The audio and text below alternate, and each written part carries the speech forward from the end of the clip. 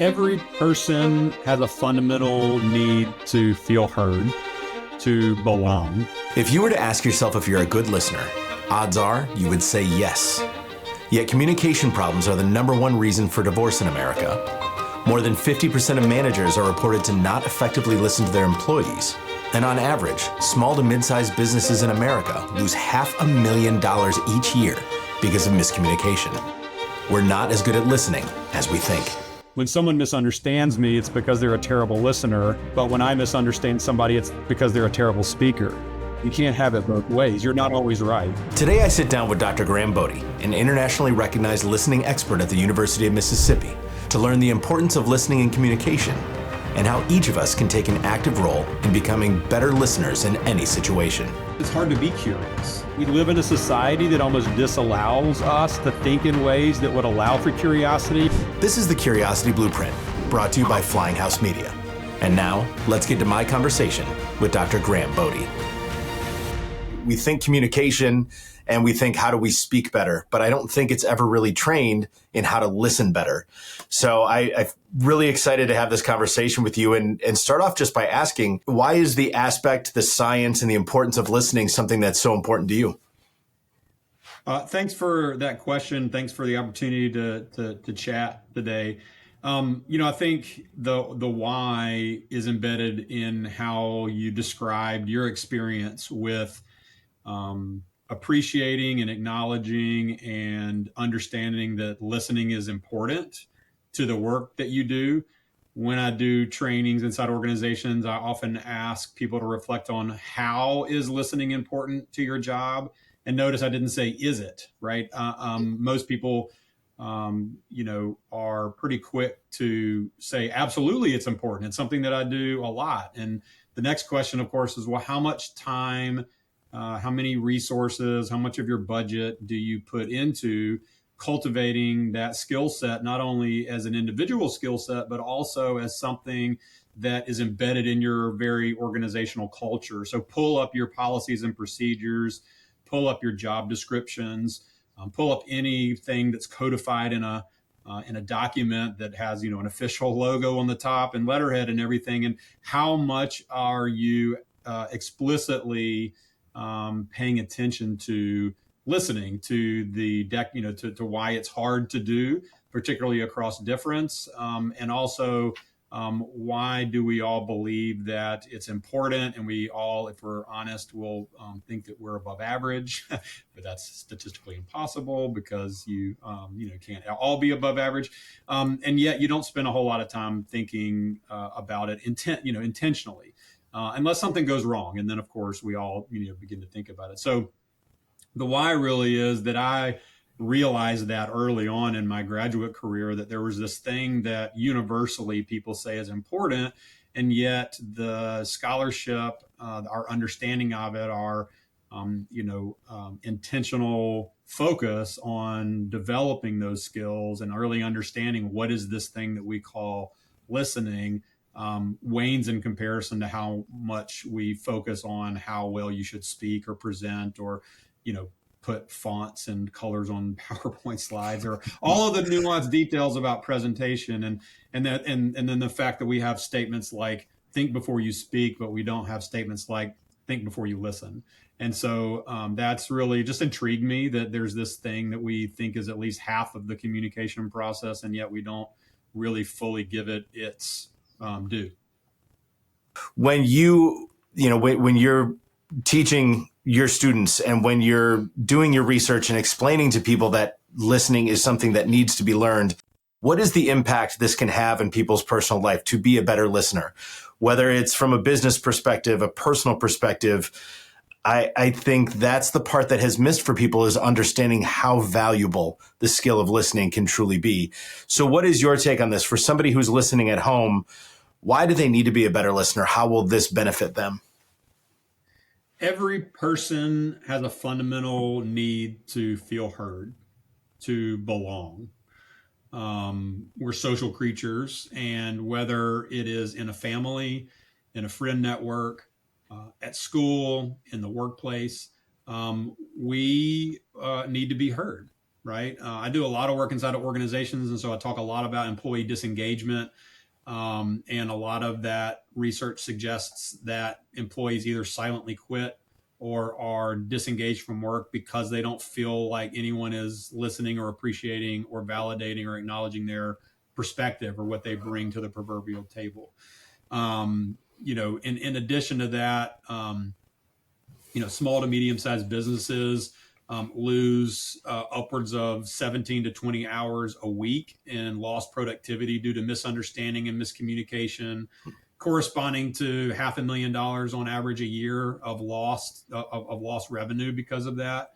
The idea that your team can feel like that no one's listening to me or that my team doesn't value me when you have those feelings, you're not as you're not as engaged, you're not as plugged in, you're looking for other opportunities, you're not as committed to that organization.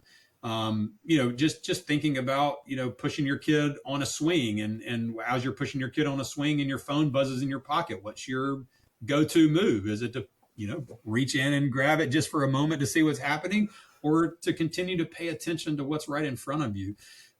If you want to calm, probably 50 to 60% of quote unquote temper tantrums, you get on the kid's level and you listen to why they're upset, and you feed back to them and validate. You're upset. You don't want to leave the park right now. You're having fun with your friends. It's a lot more fun to swing than it is to go to the grocery store.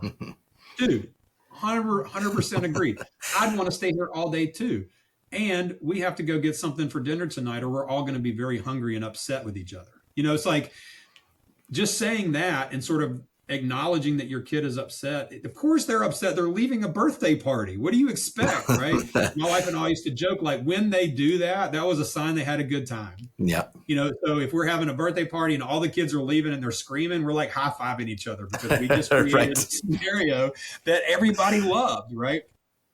And so, why did I tell that story? Well, kids, when you validate their concerns and their fears and their emotions, they're just like adults. They feel better. They feel heard, right?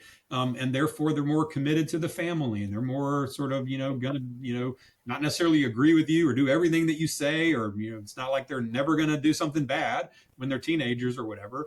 But certainly, our thinking about the dreaded teenage years or the terrible threes, a lot of those things are problems with communication. Right? Well, for a kid when they're 2 or 3 years old who can't verbally express what's going on, their only resort is a temper tantrum. Yeah. Right? It's a communication problem. A teenager who has all kinds of really strange new emotions that are happening inside of them, right? They don't know how to express that. And if you haven't given them the language, and if you haven't listened to them express it in the ways that they're comfortable expressing it, of course they're going to lash out, right? You don't listen to me, because you're not, right? You're not listening. So it's important for parents, for friends, for support, for lifting up people's positive experiences, whether it's called capitalization. It's important in the workplace. It's important for team productivity. It's important for communities. It's important for race relations. It's important for transgender rights and whether or not we allow people to go in the bathroom of their choice. I mean, it's important for all of these things, right? To listen across all of our different relationships and differences. I can't think of a context where it's not important, other than maybe sleeping. Although the eerie thing is that our ears are always on. The eyes are the only mechanism of consciousness or whatever that we're allowed to shut off, right? Our ears are still hearing things. This is why you wake up in the middle of the night, or why you hear your name in a noisy room, is because you're always scanning for what's relevant, right? And that's just evolved over time. So even when you're sleeping, listening is important. They can tell you when to get up and pay attention to the fire alarm or whatever, right? So even in situations where you don't think it's important, I'm going to come back with a reason for why it might be important. So yes, it's the answer on the test that says all of the above. If the question is in what situations is listening important, you don't even have to read the options. It's all the above. It's all the above. I think the notion right now is you can tell somebody to listen better and expect that they're just going to do it. but this is not an easy thing. To truly listen, to authentically listen to somebody is a skill that needs to be developed. And that's something that you teach. So kind of take me through what does it look like when you're teaching somebody? What do you see the biggest problems being when it does come to listening, and what that misconception of it is? Yeah, your question is interesting. The sort of the preface of it has all these terms in it: genuine listening, true listening, just listen. These kinds of adjectives that we place in front of that term. And I don't know if that's either because we've read some things or watched some videos or whatever, and we have our favorite, deep listening or true listening or genuine listening. And so, we all have these kind of ideas about what this thing is. And we conceptualize it in a way that sort of assumes that everybody shares that same definition, that what I think it means to listen well is what you think it means to listen well, which is what everybody else thinks. And yet we have these arguments like, you're not listening to me. Yes, I am. No, you're not. Yes. Well, I'm listening in a way, or at least I was intending to listen in a way that was reflecting my conceptualization, my idea about what that means to listen well. And yet you have a different idea about how I should be behaving or existing as a listener. And so, this myth that there's some universal way in which we all ought to listen to everyone in all situations across all time, right? Is just, if we just teach people, here's your one pager, or here's your 90-minute, or your 60-minute lunch and learn, or your 75-minute keynote address, after dinner speech or whatever. And we're going to fix all of our problems by, coming up with the playbook for, use your favorite term, active listening, deep listening, whatever the case might be. Listening is much more complex than that. We all have our own idiosyncratic habits of listening, ways in which we've been socialized and learned to listen over time, and how we've been sort of taught to do that. So if we're in kindergarten, it is easy, right? If you have a kindergartner or even a sixth grader, and the teacher says, he's such a good listener, she's such a good listener, they're such a good listener, and you think, awesome, my kid's a good listener. And then you realize what they mean is that they just obey. They're quiet. They turn on their listening ears, crisscross applesauce, eyes looking, body silent, all these things that we learn. And that's sort of and that's a westernized sort of educational context. You sort of like, listening is obeying and standing in line when you're supposed to, and not do, and then it sort of transitions in high school maybe to like comprehension, just sit there and just regurgitate all the things, and yet if that's all listening is obeying or agreeing or something like that, then we're having real problems when we get into really difficult, sticky, wicked problems in our public life, where we need to fix problems that span political party and all the polarization that's happening. You can't just obey. You can't just turn on your ears and assume that your worldview matches the other's worldview. So it's a range of complexity, and yet we capture it with active listening, genuine listening, true listening. So part of the problem really is sort of just first and foremost understanding, what are my assumptions about this thing that I call listening? What do I think about when I think about listening well? What standards do I hold people to? How do I evaluate other people as listeners? And how might people evaluate me in different ways? And sort of just really doing an honest dive into how I show up, how I should be showing up, and maybe how my ideas about this thing that we call listening are different from other people, so that I can begin to learn to listen in different ways and speak in ways that allow people to understand me. It's funny, when someone misunderstands me, it's because they're a terrible listener. But when I misunderstand somebody, it's because they're a terrible speaker. You can't have it both ways. You're not always right. So, it's easy to play the blame game, but we all have sort of a role in first looking in on ourselves and trying to figure out what are the assumptions we make, and what are the data that are informing those decisions. Well, to go back to what you were saying about our kids in school and what listening means, I have a first grader, and no joke, just yesterday we got an email from the teacher that the whole class did such a great job listening. But that's exactly what it was. It's obey, it's follow directions. Like you said, when it's time to sit crisscross applesauce, they know to do it. and then it becomes comprehension. I also have a middle schooler and a high schooler. So it's interesting to hear you say that. And you actually touched on something that has bothered me for a really long time, and it is those adjectives. The word authenticity is one that I've really been troubled by over the last few years because it's the buzzword. It's the buzzword of now. And what it makes me think is when we use those words like active listening, I think what it often comes down to, when I was taught coming into this industry, when I hear other being taught to, say, interview someone on camera, we hear active listening. And that's this prescriptive way of nodding your head. Repeat a few of the words that they just said so that they know you're listening, and basically trying to convince somebody that you're listening rather than just sitting back and truly being open-eared. So I think that it's a really interesting notion to me, because I think that art of listening and why you're listening is so often lost. And I see it in my everyday life. And I know when I'm not listening fully, I can come out of it saying, yes, I heard the words you said, but I wasn't fully present in that moment and listening the way I should. So that rings really true to me, and something that has bothered me is exactly those adjectives. To me, seem to be an easy way out to say, yes, I'm showing all the signs of listening, so I'm doing what I should be. Yeah, so let me see if I follow the thread there. So it sort of started with this notion of authenticity, and then you were talking about sort of the way that that's usually instantiated, which is this notion of active listening. Although, as you suggest, it's a pretty stripped down version or even bastardized version of a Rogers original conceptualization of good listening. And active was one of many adjectives that he used to describe this kind of listening. So it's not even that. Yes, that's what he sort of published in the business sphere after that because it caught on. But he much more described listening in a lot of different ways. And then what I heard also is this idea of either distraction or not at our listening best for whatever reason, whether that's internal. So are those the three things that I'm hearing in this question? Definitely, yeah.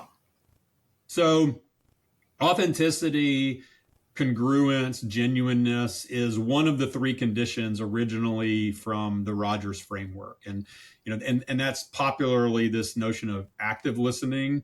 And what it has turned into is active presence, without distraction and potentially without any kind of judgment. And that's partially true. Again, in that Rogers framework, you had three conditions for therapeutic relationships. You have three things that you need in order to establish a genuine or therapeutic relationship with a client. And those are congruence, unconditional positive regard, and accurate empathic understanding. Right. So that authenticity piece isn't a bad thing, but it also means that we are allowing people. If we're saying that we need to ourselves show up this way, then we should allow other people to show up as genuine versions of themselves, to bring all of themselves, including those parts that we don't want to acknowledge or that we disagree with, or that fundamentally seem to be against how we might present ourselves or how we might see the world. So it goes both ways, that both people have to be able to bring their entire selves into an environment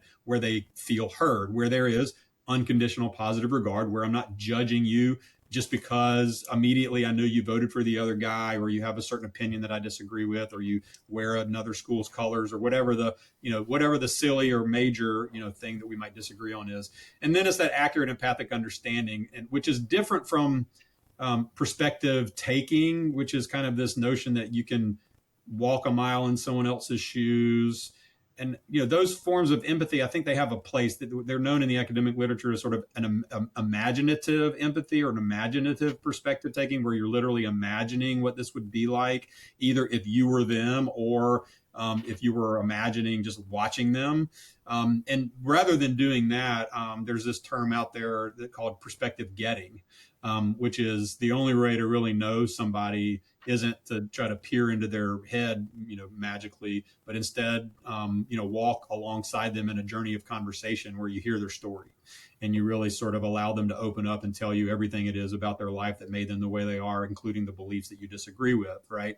Other people have said that means turn to wonder. I wonder what life events have, happened to this person, or that this person has experienced, and why is that different than my experiences, and how that might mean that I, sort of can validate something that I, just don't understand, right? And being okay with not understanding. You're never going to fully understand where someone's coming from, but you can try, and we can do the best that we can, again, through this accurate empathic understanding, or this, notion of trying to seek on understanding. And of course, that third part about being distracted, this is hard. We've got biases of all kinds. We got filters of all kinds. We don't see the world in objective ways, and therefore we don't hear the world in objective ways. It's easy in a psychology textbook to print the rabbit and the whatever the other animal is, right? The optical illusions, where you have the old woman, young woman, or whatever.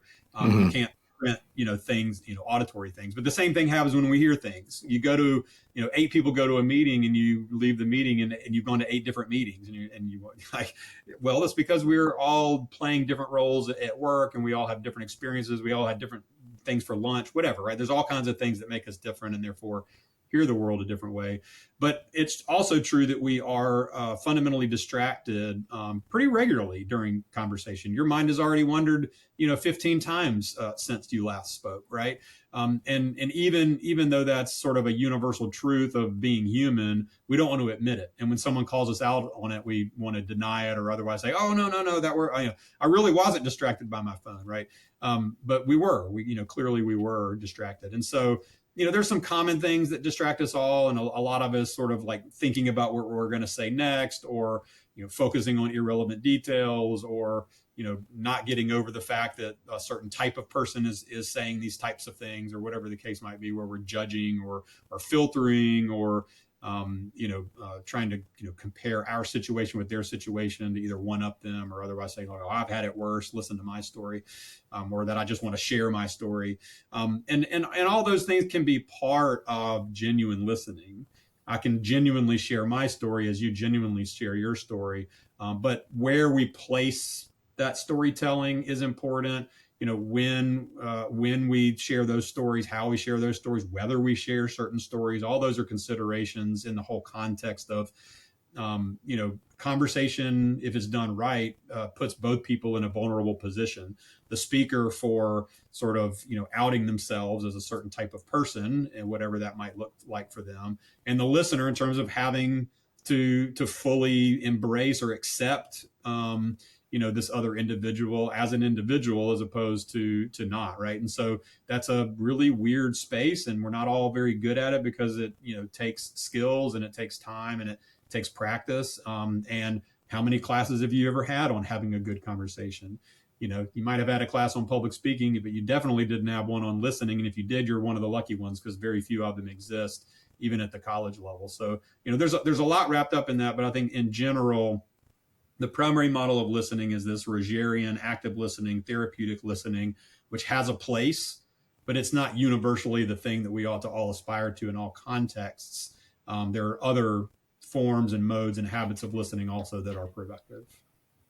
You had said something before about we have the phrase "think before you speak," but we don't have this phrase "think before you listen," and that made me a little curious and wondering is part of being, and I want to get into some of the practice and what we need to consider, but is part of that notion of think before you listen, does that mean do you have to understand what kind of person or what kind of listener you need to be for each person?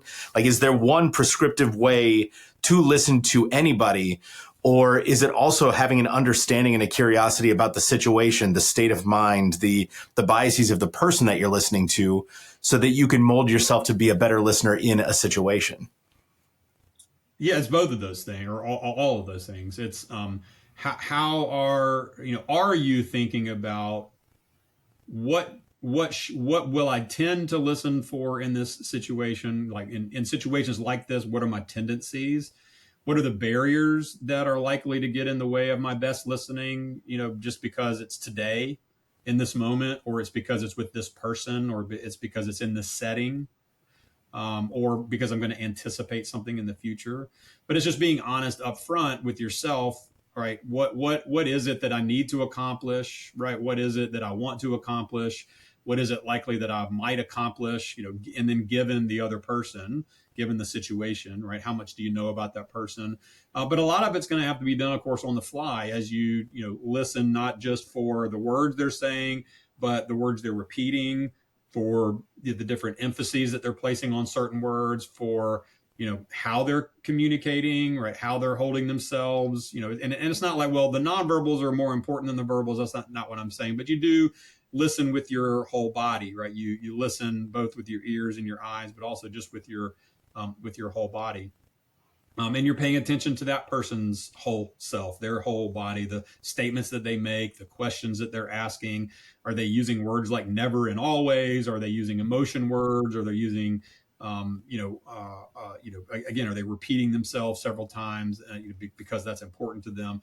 So it's listening, for both the content, like what are the words they're using, what do they mean, and then the intent. What are they trying to do with that? Are they trying to, ask for advice? Are they trying to seek your input? Or are they just trying to tell you a story? Are they trying to vent? What are they trying to do? And then, matching your listening as you move along. And then, at certain points, just sort of, admitting you don't really know how to respond. Like, that's really difficult. I've never thought about it that way. And it's kind of different, to be honest, in terms of how I saw that situation. So I need to think about this a little bit, or I don't know exactly, maybe there isn't a resolution, or maybe you just simply send them back a question, say like, I need to understand a little bit more from your perspective, right? So there's a lot of behavioral strategies, but the point here, I think that you're getting at is what's the mindset that you have, right? What's the mindset you have going in, and so whether it needs to be one of curiosity, compassion, whatever else, that's the mindset you've got to cultivate. And then continually reassessing in the moment, are the ways that I'm showing up, or the habits that I'm bringing to this situation, are they serving me well now, or do I need to shift? Mm-hmm. Well, and I will admit, I have never taken a class in listening before. It was definitely not something offered to me.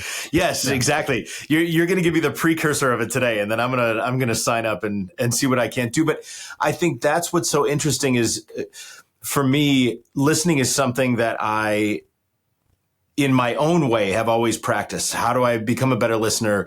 So, for instance, when I am sitting down with somebody to hear their story for a project I'm working on, oftentimes we work with healthcare companies with patients that are living with terribly rare diseases, and people who feel that they haven't been listened to by their healthcare providers, or people don't understand what they're going through. So in a sense, I've tried to give myself the education to understand that my role is not to interview somebody, but instead be there as a listener and give them those tools to keep sharing that story, because there's therapy behind it. And again, not just saying not asking for a timeline of events. When did you start experiencing symptoms? How did that make you feel? But instead, find a way to listen, to get to know who they are, so that we can have a conversation, and all those little timeline events will slowly come out.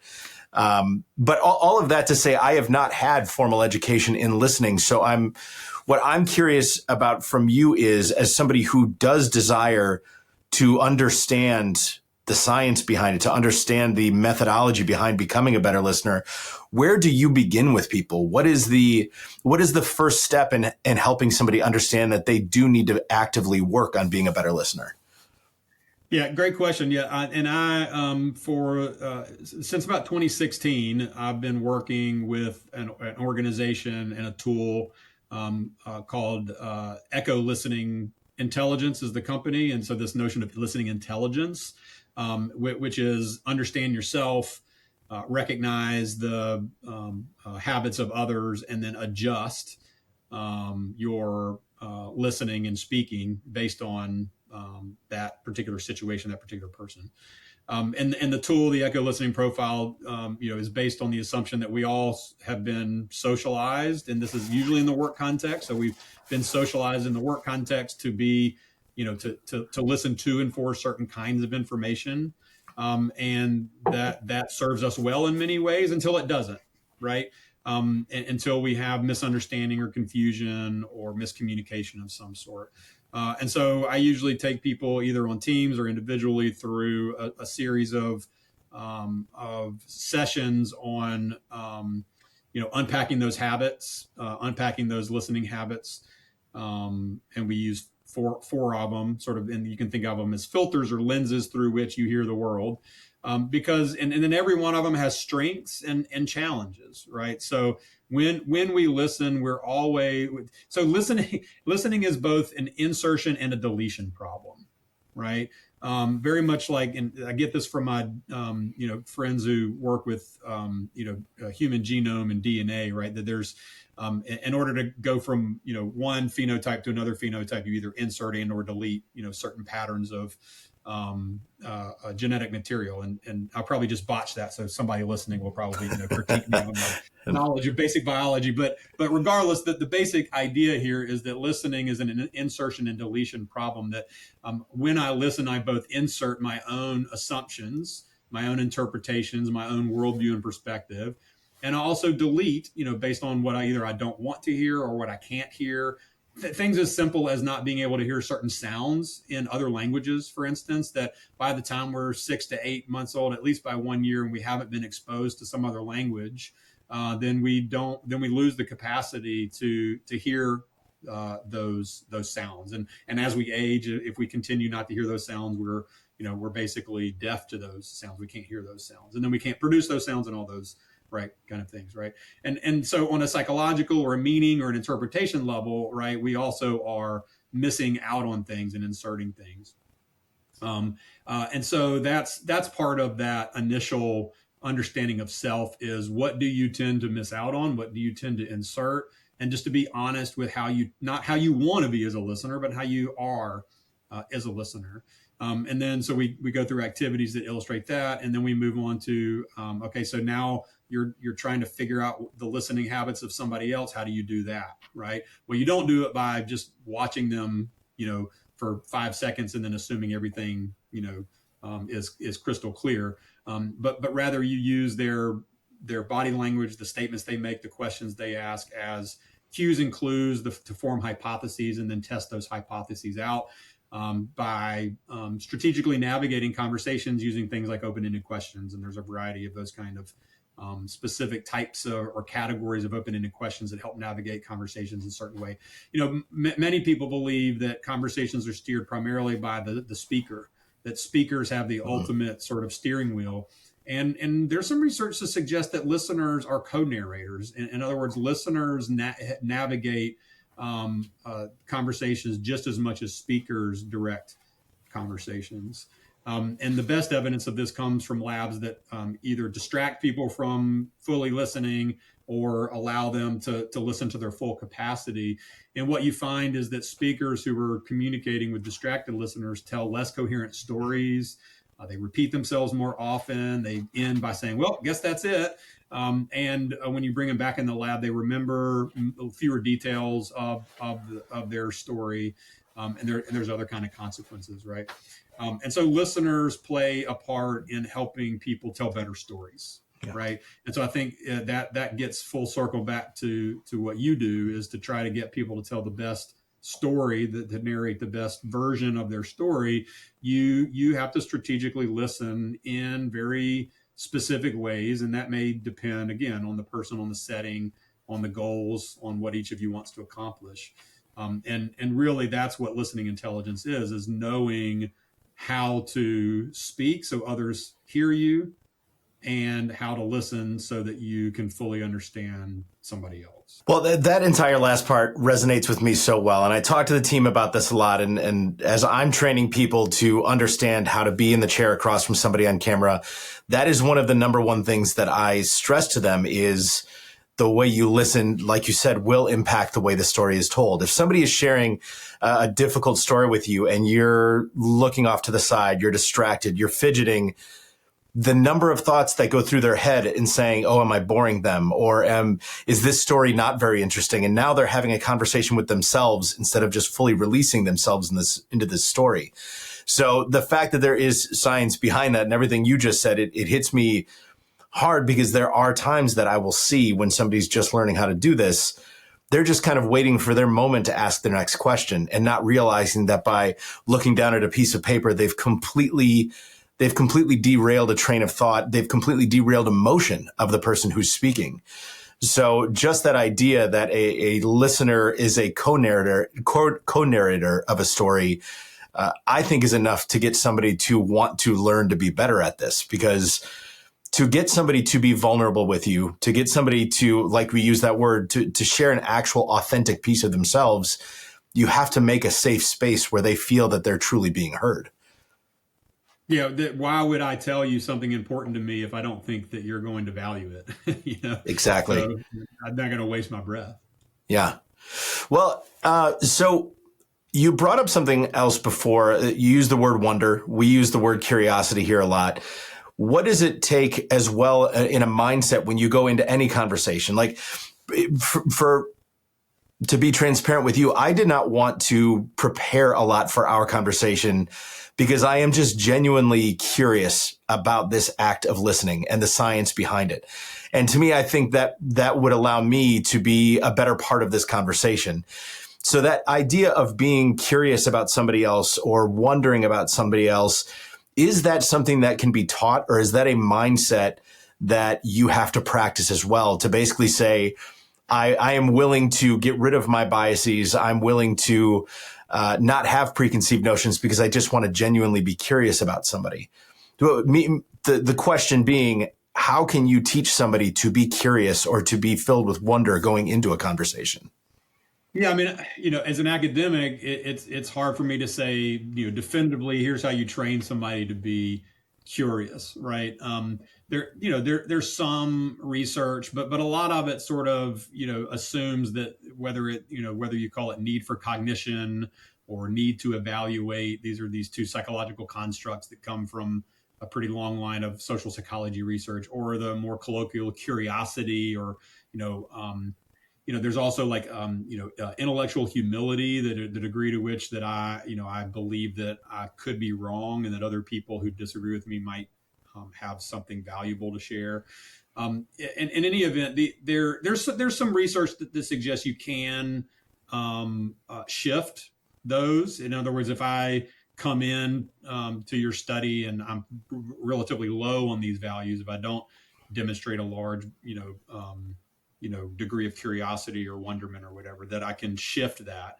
But it takes time. I think I'm convinced that more and more that, although we might inherit, and there may be some kind of biological hormonal exposure in utero explanations for a lot of the ways in which we communicate, it's not 100%, right? So it's definitely the home environment we were raised in, the school environment we were raised in, the work environment that we've been raised in. All of the different spheres of influence will create in us mindsets that are, reflective more of what we might call curiosity, or of, tenacity or indignation or aggression in the more negative senses, right?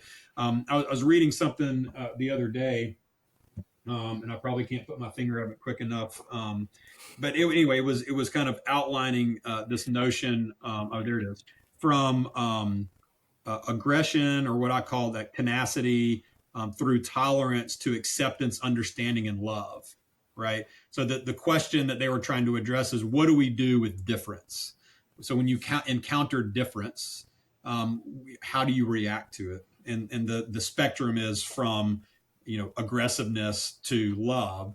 And the middle isn't tolerance, right? The middle is probably something like acceptance, or something. So how do you move people along this line of, not, hunkering down with my belief and only reading news sources or listening to people or becoming friends with individuals or living in neighborhoods where that truth, is the truth and the only truth? And how do I expose myself, or do I think it's valuable to expose myself to people across a range of different life experiences, perspective, worldviews, political positions, and so forth, right? And more, our society is marked by enclaves and segregation, and intentional segregation, both in online spaces and in person spaces. And of course, some of that was helped by the U.S. government and local governments and so forth. But regardless, right, this notion that to be fundamentally curious kind of where I went off on this little tangent a little bit is because underlying that is a recognition that, I mean, if you're not curious about things that are like you can only be sort of curious about things that are not like you, if that makes sense, right? So underlying Okay. that notion of curiosity or wonderment or intellectual humility is a tension or a dialectic of difference. And so part of curiosity is kind of comfort with difference. And so what some organizations out there are doing, because they're convinced this is the starting place, is to first and foremost um, change our belief that we are in fact so drastically different from each other, right? And pointing to public, opinion polls and other kinds of research that shows that by and large we're very, very similar, right? Even on really divisive issues, where it's easy to sort of like pro-choice, pro-life, pro-Israel, pro-Palestine, Yeah. whatever, right? It's like if you phrase things as a proposition, as a yes or no, as an up or down vote, it's hard to see nuance. It's hard to be curious. So in other words, yes, it's a mindset. And we live in a society that almost disallows us to think in ways that would allow for curiosity because our differences are so polarized, dichotomized, and I've said this word, I hope it's okay, it's bastardized. I mean, it's not the true version of reality, right? Mm-hmm. We live in nuance and complexity. The things that we want to solve in our society are wicked problems, complex problems, not simple problems. So curiosity has to be the mindset. And yet, the way we talk about those problems doesn't allow us to fully take on that mindset, even if we have the desire to do so.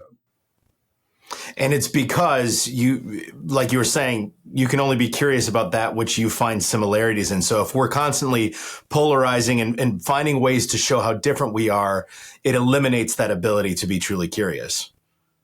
Yeah, I mean, I'm going to be much more motivated to talk to somebody if I think there's something we have in common rather than there's nothing we have in common. Yeah. It's a scary proposition to say, go talk to that person. They fundamentally disagree with you on everything. It's like, go. Yeah. Yeah, have fun with that.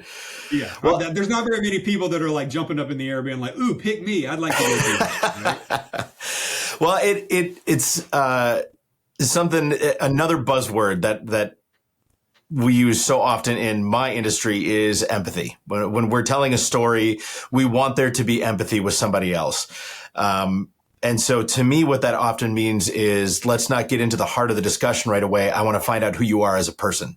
So I may not be able to relate with you based on your political beliefs. I may not be able to relate to a rare condition that you're living with, but I can relate to what it means to be a brother, what it means to be a father, a son, and finding those ways to first get to know who somebody is at the core.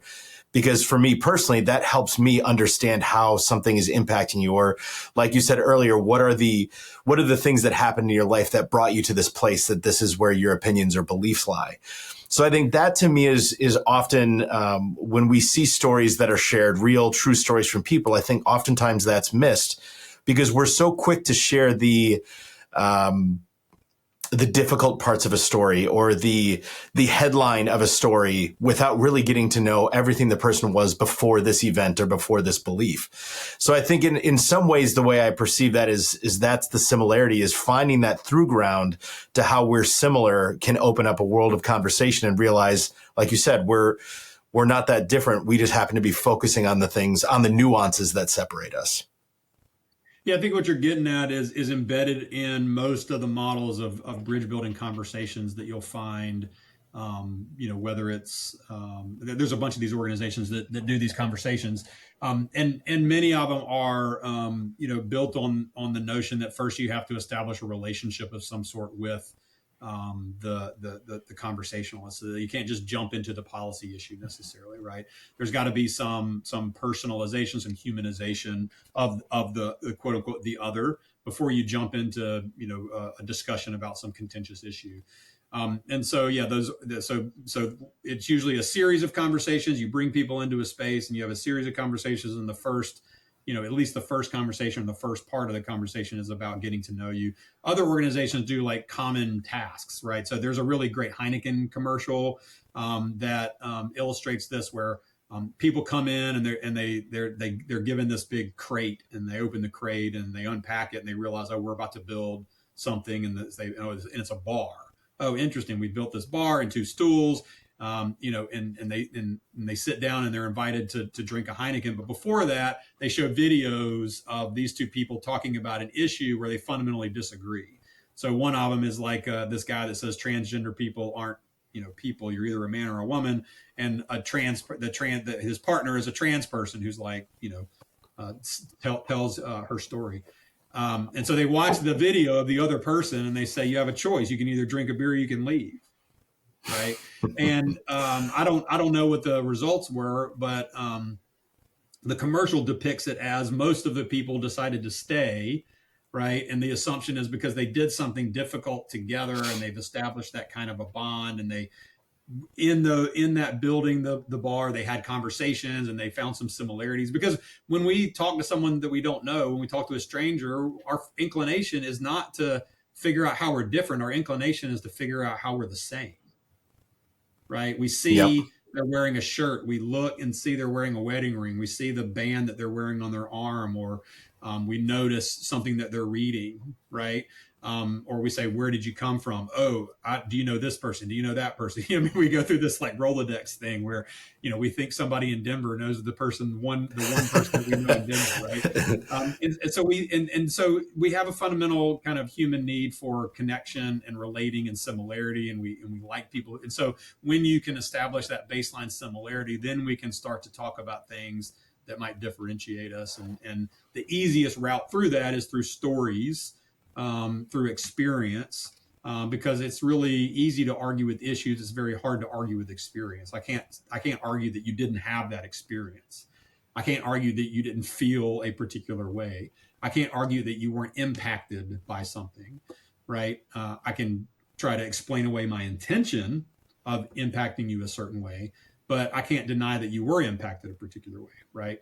And so those are some pretty common ways to open up space for listening, genuine connection, and sort of authentic storytelling. And it all starts with relationships. And hopefully that somebody knows that one person in Denver, because then the conversation goes on. Absolutely. Well, something else that you had mentioned before, that we listen with our whole bodies. And I think that's something that not everybody typically understands. Where I have learned that over the course of my life and career is that it's something I talk about a lot, is that everybody knows how to hide. In particular, when a situation calls for them to be vulnerable or share a difficult part of their life, there's reluctance there when they don't feel safe right just yet. And everybody finds a different way to hide that information. And so the ways that I've noticed that sitting down across from somebody telling an impactful story is one person, every time you bring up something that he finds uncomfortable, he'll make a joke, and it's just deflection. And so it's not really in the words he's saying, it's in the fact that what question did I ask that led to him deflecting with a joke, or led to them giving a very short yes or no answer instead of diving into it. And so I explain it that way to say that is something that I've learned that I want to continue to improve on, is listening by noticing those things. He seems to make a joke anytime I go in a difficult direction. How can I build this trust to let him know it's okay to talk about those things? And in one particular instance, the guy who would deflect everything with a joke, I decided I'm just not going to laugh at these jokes. I'm just going to sit and be silent and let him get there himself. And sure enough, 10 minutes into the conversation, the jokes have stopped. And now he's telling me some things that I don't know he's talked to anybody about. So I think explaining to people more and hearing your take on what that truly means to listen with your entire body, not just with your ears. What does that mean? And what have you seen is the importance of that when building relationships? Yeah, it's such a great observation by you that there's a dynamic between the two conversationalists. It's not just that this person is like this. I trained some sales teams, and one of the sales teams I've worked with for several years, that when I go in, sometimes we have a stump the professor session where they just rapid fire questions for up to 30 minutes, 45 minutes. And one of the more interesting questions was about this person had a very difficult customer. It's a retail environment. And the customer, it was basically every time I ask this customer a question, all they say is yes or no. They answer very just, and and it was something like, how do I get customers who don't talk very much or who don't like to talk very much to talk more? And I just thought it was a really interesting assumption on the part of the salesperson to assume that it was just this person's proclivity or a tendency. They have some kind of personality defect that only allows them to respond with one or two words. So my response was, well, can you help me understand and give me some examples of the kinds of questions that you are more likely to ask customers? And of the 3 or 4 examples that the salesperson gave, they were all yes or no questions. I said, so if you're a parent and your kid gets in the car and you say, how was your day? And you're complaining that they go, good, fine. Right. Change your question, right? It's hard for your kid to say fine if you say, what happened at school today that made you smile? What happened at school today that made you a little upset? What was your low point of the day, right? Your classic, whatever it is, roses and thorns or highs and lows, right? So really astute observation on your part that maybe it's my questioning, maybe it's the way that I'm approaching this. And secondly, to recognize that, and I do this with groups sometimes, I have a little lesson. It's called people are like gas. They fill up all available space. Mm. And so if you are silent and you use silence as a listening tool, you can generate a lot of space. In this culture, we're very uncomfortable with silences over 3 seconds. And 3 seconds is not a lot of time, but if you experience it, it's so painful. It's the car ride with someone you've just met and you finished one topic and you want to go to another one, but you don't know how to do it. And then all of a sudden it's really awkward. And you think that you're both feeling the same way, and yet neither of you will mention the awkwardness, right? Right. Yeah. So, and in a sales context, you often hear the first person to speak loses. Right? I don't like to think about life as a win-lose game, but certainly it is the case that the person who is silent is more likely to, enjoy the filling of that space by the other rather than having to be obliged to fill it themselves. So strategic use of silence, even sort of, saying in relatively kind ways, this is a difficult question, so you may need some time to think about it. So just take my silence as sort of your permission to do that, and then just sit and wait. And that can be very, very, very powerful. Well, it made me smile as soon as you were talking about that 3 seconds of silence. It goes on for an eternity if it's an awkward silence. So, even the analogy of people are like gas, it is true. I can think of 3 instances yesterday. I was with some clients I'd never worked with before, and there were several awkward silences that I went through. And it's unbelievable how slow that amount of time can go. But going back to kids and how much they can teach us, like I said, I've got 3 children, and my wife and I, for the longest time, would complain. We would say, how was your day? And the answer was always good. And then that would be our response, like, okay, I guess we move on. And it wasn't until we examined that and thought, well, don't give them the opportunity to just say good, because you will always take that way out. And I think when it comes to adulthood, I also think there's a tendency for people to not want to overtalk. So just because somebody asks you how your day was doesn't mean you're going to divulge all the best and worst parts, because you don't want to be that guy that just loves to talk about himself. So that framing of questioning is so important. And so when let's say if you're in a work situation and you're trying to get to know somebody better, or have that conversation, is there an approach that people can practice to start thinking about the framing of questions and how to become, I know we're talking about listening, but how to become a better conversationalist in a way that leads to more questions? Absolutely. Yeah. I mean, I think question again. So questions can be a really powerful tool in conversation, but close-ended or yes or no questions, and they certainly have a place. But if you want to open that space, you're going to need to ask some kind of question like what's something that you've been reading lately, that's influenced you or that's changed your mind or that's allowing you to see something from a different perspective. Or if someone has kids and their kid at a soccer tournament this weekend, ask them about the soccer tournament. So really it depends on the workplace, how personally close you want to get to your colleagues, and versus how much you want to steer that conversation more toward this notion of work. There's a pretty famous uh, study, or at least a pretty famous claim from a study of physicians that says physicians interrupt patients within 18 seconds of an initial conversation. Whether it's 18 seconds or 25 seconds or whatever the other studies have found, physicians, like all of us, have a tendency to interrupt or interject, because we have this fear that if given the license, people will talk all day.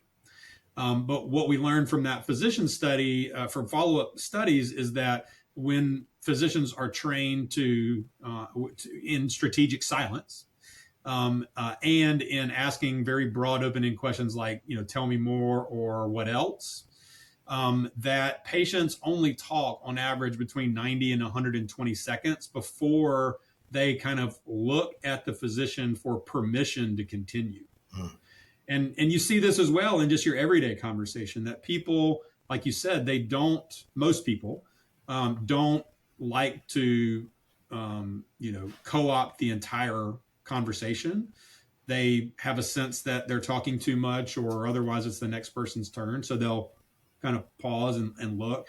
And it's there's a study by Jan Bavlis in Canada, where she called it the gaze window. So when I'm speaking, I don't look at you, if you've noticed, right? I'm kind of over here and over there and looking down, right, thinking. But listeners tend to, right, continue their gaze, but they don't nod like you're doing right now until the speaker looks up. Oh, they time it to make sure you see it. Yeah, and we don't do it intentionally, although now you're going to now do it intentionally. But it's like it's the taking the movie critique class that you can't watch movies for the rest of your life, right? Like taking a class in conversation ruins your ability to have a conversation without really thinking about all these silly things. But it's that gaze window. It's like when I look up, the listener tells me with their verbals and nonverbals, with the way they react, that it's okay to keep going. It's okay to keep continuing. So yeah, open-ended questions are important, but so too are those minimal encouragers, or the short questions, or what Bavalis and her team call specific responses, which can be verbal or nonverbal. If I say something funny, you laugh. If I say something shocking, you gasp. You raise your eyebrows, you sort of look surprised.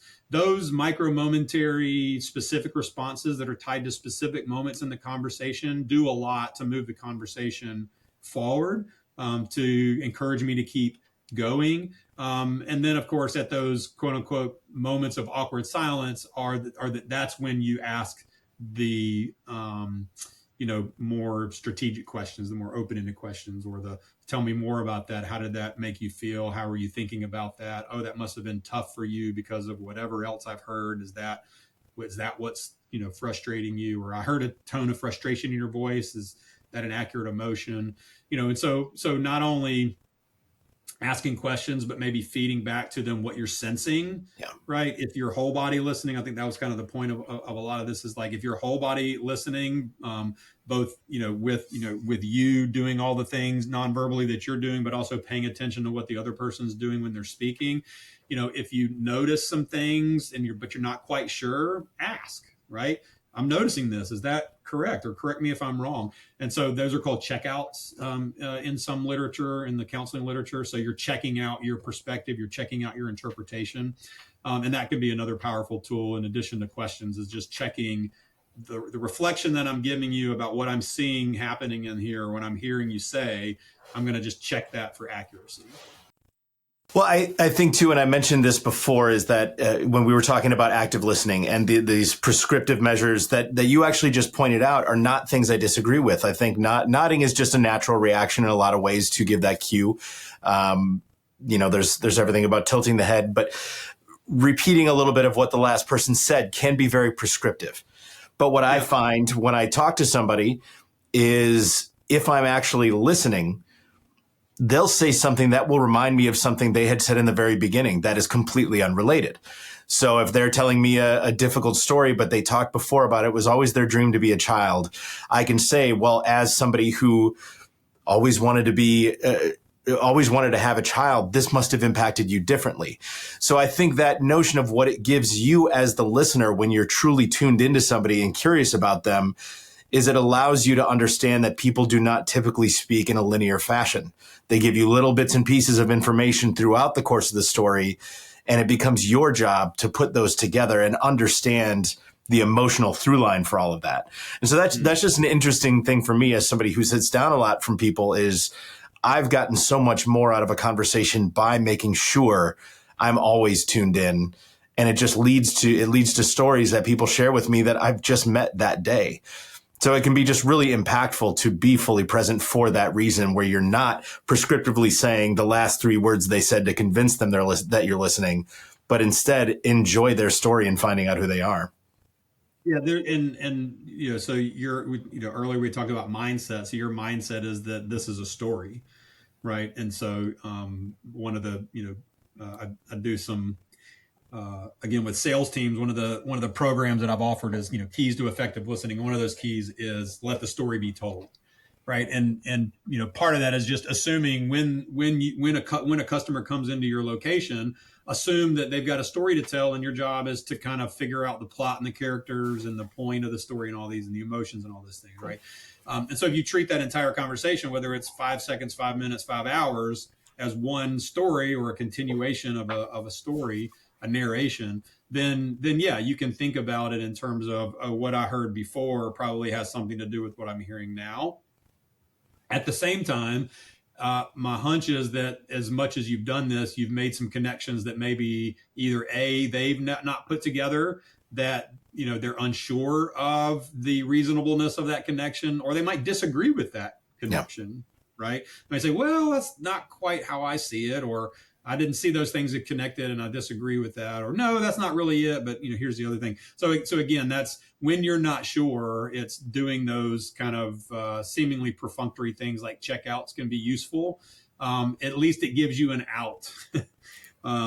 Because otherwise it's almost imposing on that other person, how you're seeing the truth. So they're not always necessary. Questions are not always necessary. Reflection is not always necessary. Paraphrasing is not always necessary.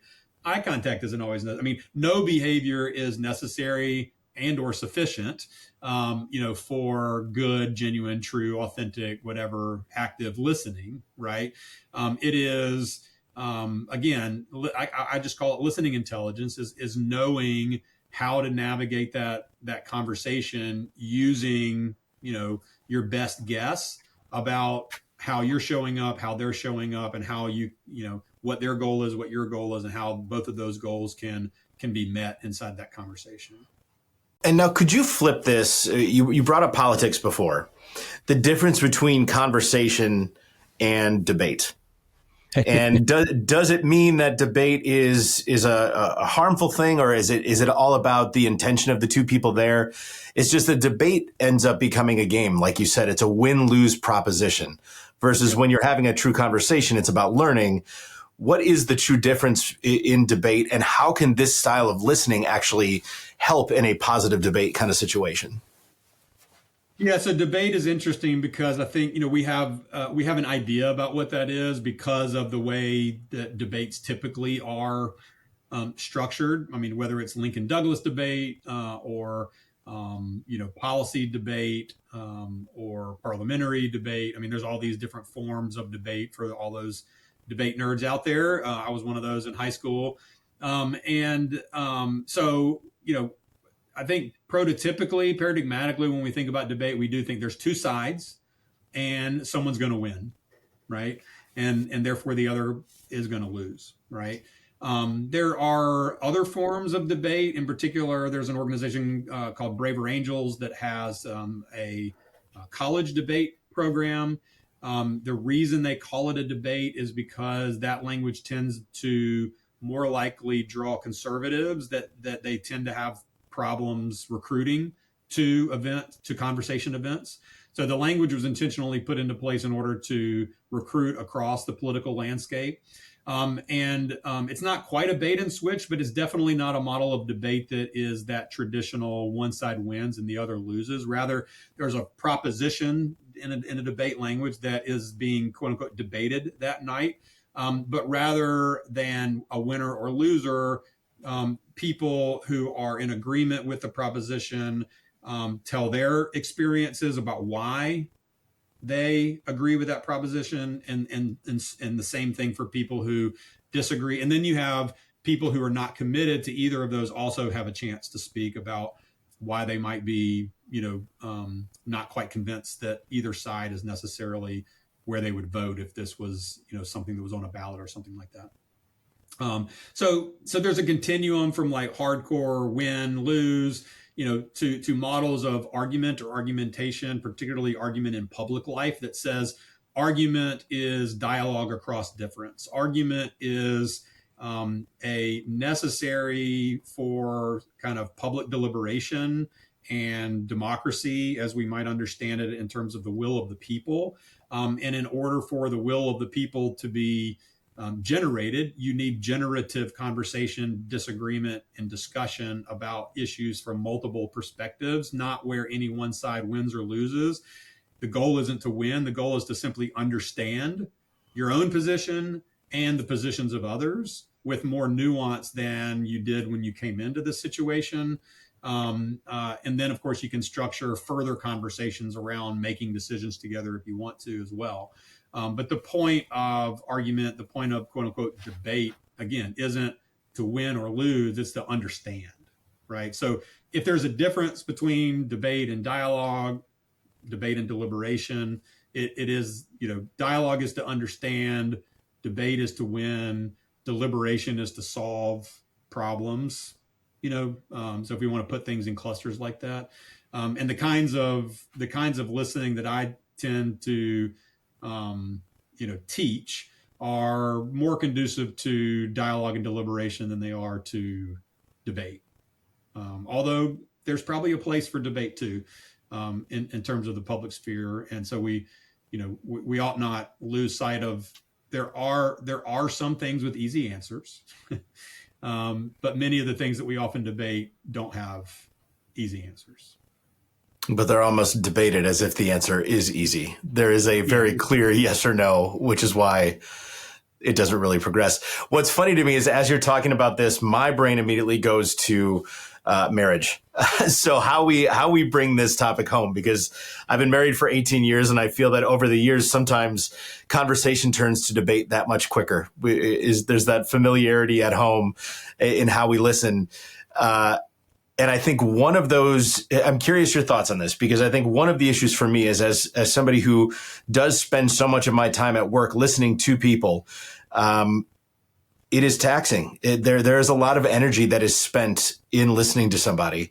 And then when I go home, it's like I lose all skills that maybe I have learned, and I just don't have the energy to listen as effectively as I could. So I'm curious, just on a personal level, do you find as an internationally renowned listening expert, do you ever see yourself without the energy to put that into practice in your personal life? Oh, no. Not even this morning. I mean, absolutely. Whether it's the old we teach what we're bad at, or we study what we need help with, or whatever. When my students find out that both my wife and I have PhDs in communication, their assumption is that we must have great conversations, and we do. But mainly, what the instruction in formal education and communication allows us to do is fix mistakes when we make them. right? And I make a lot of mistakes on a regular basis. But I have the ability to correct those mistakes, and I have language that allows me to talk about how I talk and how I'm experiencing my wife talk and how I'm experiencing my kids talk. And so, yeah, I mean, I don't have a lot. And it's a tension at home for me as well, because my wife will rightly point out, you do this for a living. I know at work you had interesting conversations with people. Why can't you come home and have interesting conversations with me? I'm like, you're right. And here's why my energy may not be as high as it needs to be right now. Um, Not an excuse, but just an observation, right? Mm-hmm. So as long as that doesn't turn into an excuse and a justification for me to act just any way that I, can act, and hopefully I'm doing things well more than I'm not doing them well. Also carrying into any relationship, marriage included, that what you see on TV, in terms of everyone's happy, then there's a problem, there's a resolution inside of 22 minutes with some commercials to make it a half an hour. Like, that's not life, Yeah. right? It's not. It's a wildly strange version of reality. And so maybe a show like Seinfeld got it a little bit more right than a show like Friends, in terms of the messiness of our conversations and the quirkiness of how people show up to those conversations. But yeah, I mean, marriage is an apt analogy in a lot of ways for a lot of the issues that we're finding in society nowadays, and how we show up in our closest of relationships should be our best self, and yet oftentimes it's not, right? Mm-hmm. And that's I don't think it's a paradox, but maybe we'll call it a paradox. I mean, it's a weird situation that we find ourselves in, that the people that we ought to be paying attention to the most are oftentimes the people that get Yeah. the short end of that deal. So I think it also kind of goes back to what you had said before of checking in and understanding what your goals are in a conversation. Because I know, and I believe it was the book "You're Not Listening" by Kate Murphy that I had read a while ago that talked about this a little bit. But oftentimes I see where any issues might come in, conversations might turn into an argument at home, is because the goal of the conversation was different for the two people involved. So my wife is looking just to share a story and vent, and I'm misreading it as, you need me to solve this problem. So I start telling her what she should do, but that's not what she wanted. And now it turns into a less pleasant conversation. So I think there's a big part of that as well. And what I do for a living, there is an expectation. I know exactly what I'm supposed to be in that conversation. And when I'm tired at home and I bring that into my home life, I'm not as adept to understand what she needs me to be in that moment, what kind of listener she needs me to be. Am I there to solve a problem, or am I there just to listen and let her get it off her chest? And it seems to me like that's where, when you're not on the same page there, that's where information is not shared properly. yeah, before I turn much of my research attention to polarizing conversations, I studied how people provide support in close relationships. And one of the general findings is that advice or problem solving is replete with issues. That if you want someone to implement your advice, which is why you would be giving it, I suppose, right? Mm. Sending, giving them that advice in a what's called a bald on record way. In other words, like, here's what you should do, is sort of stripped of any kind of qualifications or context, and it's on record. You've said, you've explicitly stated the advice. Typically not doesn't go over well, right? I mean, even you've got young kids. My kids, I sort of let them run rampant in terms of their room being clean. But clean rooms, I remember when my kids were younger, was like a big thing, right? It's not that they had a philosophical sort of disagreement of the goodness of a clean room, right? If I asked them to clean their room, it was simply sort of taking away of their agency and their ability to, be the kind of, messy person in their room or have the kind of room, whatever, and throw caution to the wind or whatever. Like it's this, it's a breach of freedom, and that's what advice does. It's sort of a breach of my ability to help myself or to be a competent person who knows what to do. So advice is a face-threatening act, is what we say in the literature. So how do you minimize the face-threateningness of advice? Well, you bury it in what's called person-centered, highly person-centered speech, or the explicit acknowledgement, recognition, and validation of their thoughts, feelings, and experiences and perspectives, right? So even in a conversation that is the purpose of which is advice or problem solving, even those conversations require some emotional pre-work. So you're never going to go wrong in quote unquote just listening, or this sort of cathartic model of emotional expression where we think that if they just get it off their chest, that magically sort of releases it from their body as it was some kind of demon or whatever. And we can quibble with whether that, and you can clearly see that I don't agree with the cathartic model. But it is true that when we share negative and positive experiences, how someone responds to those experiences limits what we do next. Mm-hmm. So if your very next move as a listener is to give advice, you've cut off any more story. You've cut off any more venting. You've cut off anything other than me uptaking or rejecting your advice. So if you just immediately say, here's what you do, I then have to respond to that. Yep. And most people aren't going to respond to that and say, you know what, that is a great piece of advice, and maybe I would be more willing to implement it if you just give me 5 minutes to finish my story and let you understand. Most of us don't have that, patience to do that. We just say, we just get frustrated. I didn't ask for your advice. I don't need your help.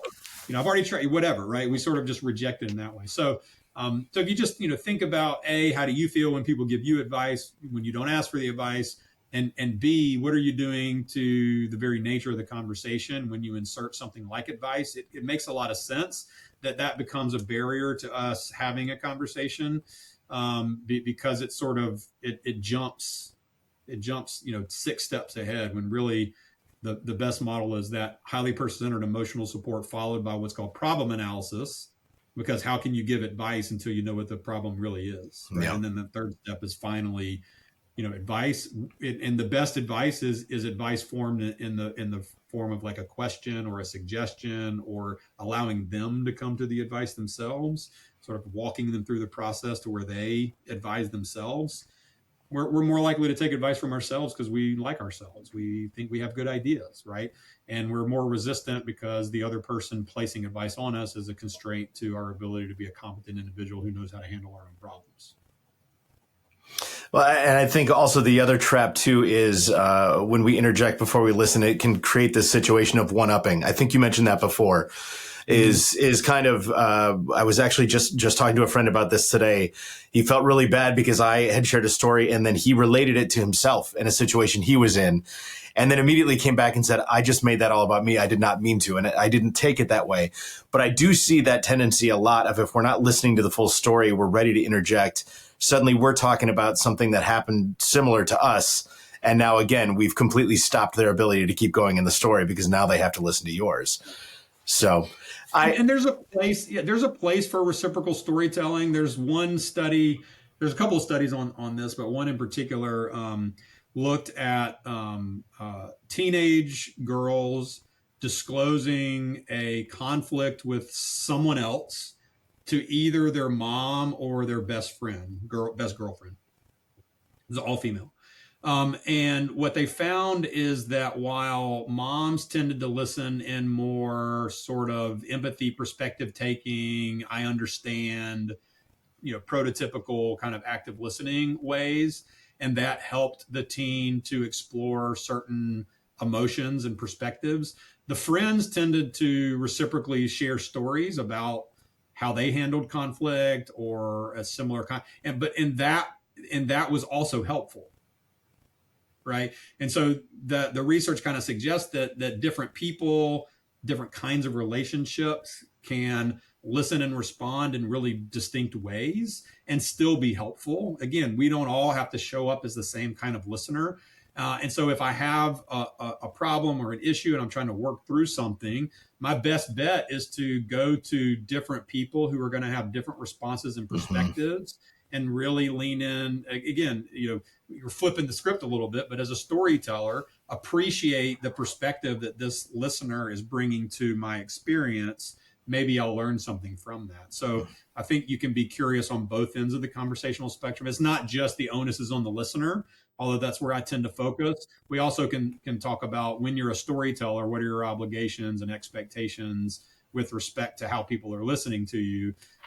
How do you tell your story in ways that allow them to listen at their best, right? So, I mean, there's a whole nother literature on that storytelling piece that we didn't really even touch, but is also important to consider.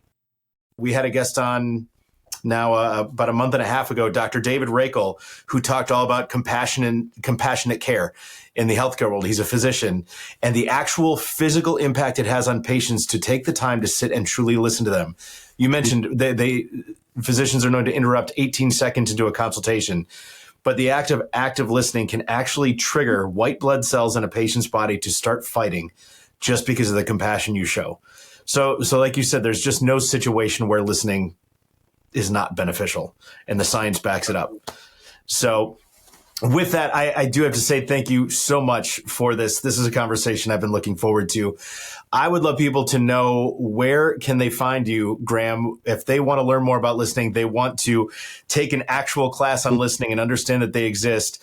Where can they find more information on what you teach in your classes? Yep. So my website is just my name, grahambodie.com. I do have one online self-guided product, if you will, that is found. You can find it on that website. It's hosted by another organization, and it's one of those pay as you are able to models where when you sign up for it, they ask for a certain donation, and that goes to support both that organization as well as Listen First Project, which is a 501c3 that I have had various roles with in the past.